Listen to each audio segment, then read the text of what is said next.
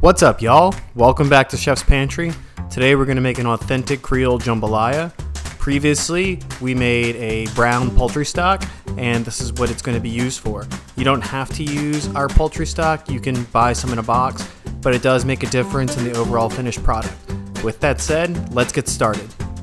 Alright, so the first thing we want to do is get our stock hot. So let's get in a pot and let's bring it up to a boil. Once it's boiling, it's ready. Now we have all of our other ingredients assembled, so we can start cooking. Let's get a nice 2.5 gallon pot, get some oil in there, and turn the heat on high. While we're waiting for our oil to get hot, I'm going to season the chicken with just some salt and pepper. Easy. Alright, so you see that pan is smoking and it's ready. Let's throw that chicken in there.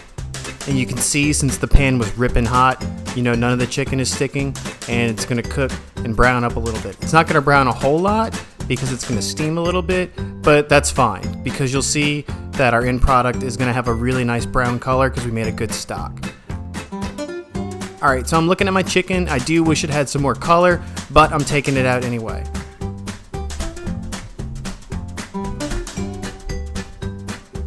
Cool. Now I'm dropping in my sausage. Again, I'm not going for like brown. I just want to render out some of that fat so I can build, you know, a really nice flavor base for my aromatics. I'm also going to develop some fond. So I'm looking at my sausage now. It's been about 5 minutes. It looks good. I'm taking it out. There we go. All right, aromatics are in. And as always, our bay leaf is going to go in with our aromatics. Yeah, and once those go in, you just want to give them a good stir or a saute. And try and scrape some of that fond off the bottom of the pan.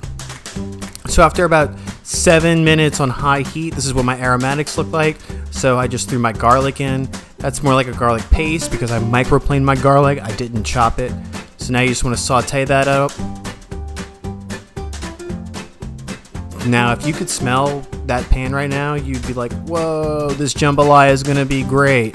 And we're already off to a great start. So, you know, let's just try not to mess it up from here. Alright, remember, so garlic burns, so we don't need to saute it too long before we add our next ingredient. There we go, I just dropped my powders in. So those will need to get sauteed up with the aromatics. That takes no time at all. Once you give those a good stir, you know, maybe just cook it all together for maybe about just 30-40 seconds. Nothing crazy at all. And you can see the color starting to come together. It's starting to look like the base for a jambalaya now. Alright, next we're adding the sauces, hot sauce, the kitchen Bouquet, and the Worcestershire sauce. That's going in. That's not really for any kind of deglazing purpose, so, you know, don't stress out about that. But this is, you're going to see when I stir it in, that color is just going to turn like dark. And that's exactly what I'm looking for.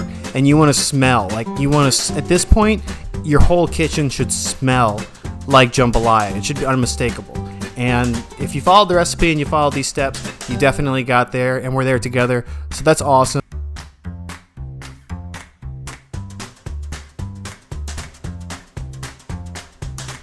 All right. So now our awesome flavor base has been made.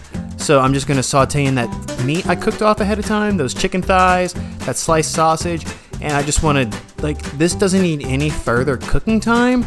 You just want it all like to be evenly coated in that paste, and that's going to make sure that the flavor is evenly distributed throughout, you know, when it comes time to add the liquid when we boil it. Okay, and this is the last dry ingredient we're going to add before the stock, and you just want to saute your rice in with all these ingredients. And the move on this is the exact same as with the chicken and the sausage. I'm just kind of folding and stirring all that rice in there just to get it evenly coated with all those nice seasonings and flavors we developed. Again, so it's cooked evenly throughout. You know, it all has the same flavor, and we don't have to mess with it too much once we've added our stock. And finally, we're adding our hot stock into this. And since we heated it ahead of time, it's just gonna boil. It's gonna come up to a boil really nice and fast. And it just makes a nicer, you know, more evenly cooked end product. I would never put cold stock into, you know, a hot pot of ingredients. It's just a waste of time. All right, so cool. Now it's boiling, and we can lower the heat and just put a top on, and I'm gonna let it cook on very low heat for about 15 minutes. So this is 15 minutes later, and you can see the rice. The rice from here is pretty much cooked. It is edible at this point. However, there's still some more of that juice in there. You know, you can see it kind of sloshing around. So I'm gonna let it sit covered with no heat on it for at least 10 minutes. But you could let it sit for as long as you want, and it's gonna soak up all those awesome flavors. Okay, so 10 minutes have elapsed. Let's check it out now. And you can see this is a really, really nice finished jambalaya. There's no excess moisture hanging around. The rice is cooked perfectly. The flavors are great. This is ready to serve. And an optional garnish, nice sliced green onions. Cool, that's it, y'all. Thanks for tuning in. Please hit that like button. Subscribe to my channel if you like this. Take it easy, and God bless.